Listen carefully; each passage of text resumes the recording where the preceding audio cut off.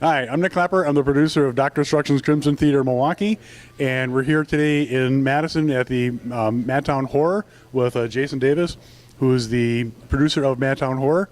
It's a film festival that's its first year this year, and he's going to be expanding, in the future. So I want to let the Milwaukee people know what's going on. So I'm going to let Jason talk about his film festival for a few minutes. So, all right, Jason, what is going on for this weekend? We're showing films. Oh, it'll be one of these kind of interviews, huh? Yeah. I do try. Yeah, I know. So how many films did you have running this weekend? This film, we got 31 horror films, split between short films and feature films, independent films from all over the world, as well as some based right out of Madison here, as well as some of Milwaukee area. And, yeah. Okay. Now, when did people start submitting films for the film festival? Well, they started last December. As for next year, we already have the call for submissions open, so that way they can start submitting at any time. Okay.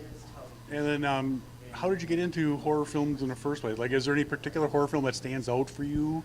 Nightmare on Elm Street was the film that actually got me into liking horror films. Then Halloween is what got me to love horror films. So that's how I always like to say that. Okay. Now, I saw that you're doing, you worked with the Horror Film Festival in Chicago also. I was the founder of the Chicago Horror Film Festival back in 2003, and I ran that up until 2010. Okay. And then we moved to Milwaukee, to Madison, and just started one here again? Yeah. Okay. I knew Rich, who is the Freak Show, and had talked to him in the past. He was wanting to continue doing the Madison Horror Film Festival, but just didn't have the time for it. And I just kind of wanted to create something of my own and start fresh and worked with him to create the MadTown Horror film.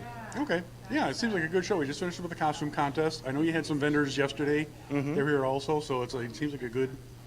It's a good start. It's a good start. I've been very happy with how it started off.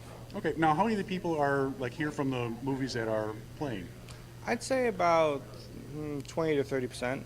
Okay. So the films that people have showed up for. Okay. Yeah, because I was just talking to a guy a few minutes ago. I asked, what movie he was here to look for. I was like, the movie he was in. But if he was going to show up early to watch the rest of the shows, they're here also. So Awesome. It's nice knowing that there's, a following, but people are going to watch other films, see what's going on with it. So Yeah, and well, the whole community's been very supportive, and the actors, the filmmakers, all themselves have been very supportive. We've had a good introduction, a good welcome here to Madison. Well, I know they've had him in the past. Freak Show was part of the one a couple years ago, and then his time ran out for doing things. So it's nice seeing it coming back, and re-engineering itself. Milwaukee's doesn't have one yet, so it'd be nice to see one. But finding an organizer that can do something like this is good to see. So if you're not doing this stuff, what writing do you do for horror-related stuff? Just to plug your own stuff. Well, I do write novels. I'm finishing my 4th novel now. It should be coming out middle of next year. I have a zombie series that is the Invisible Spider series. That was my 2nd and 3rd novel. And my 4th novel that will be coming out next year is actually a sequel to my 1st novel, Inside the Mirrors. Oh, okay. So, and there's more going on with that, but that's really hard to get into.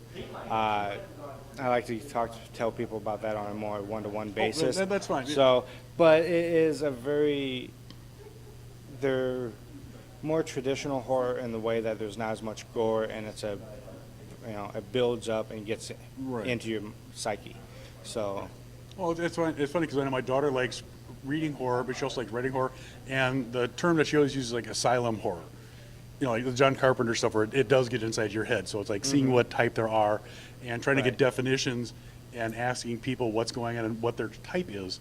Because some people like the hack and slash. I'm okay with that, but I also like the long drawn out stuff with all the anticipation that makes stuff interesting. Yeah, I don't put too much gore. I put in just a little bit here and there, but I feel like the less you put in and you put it in the right spots, it will actually be more effective than if you were to just do it nonstop. Right. It's one of the reasons why, looking at films, the original Texas Chainsaw Massacre, a lot of people consider it to be such a gory film when there's actually very little gore in the film. Right. It's because how they use it is more effective because it got into your head. Right. So I work on that level, but on a written word way. Yeah. Okay. So, all right, and glad you put this whole thing on for us. Sure. And looking forward to next year. How can they reach you for turning shows for next year? Well, just visit madtownhorror.com, and they'll have all the information, or that you can visit us on Facebook at facebook.com/madtownhorror. if I can actually spit out the words. We'll run the crawlers at the I bottom don't when we get talk. done with stuff like this. I don't talk much. I just say behind the scenes. I'm the wizard behind the curtain.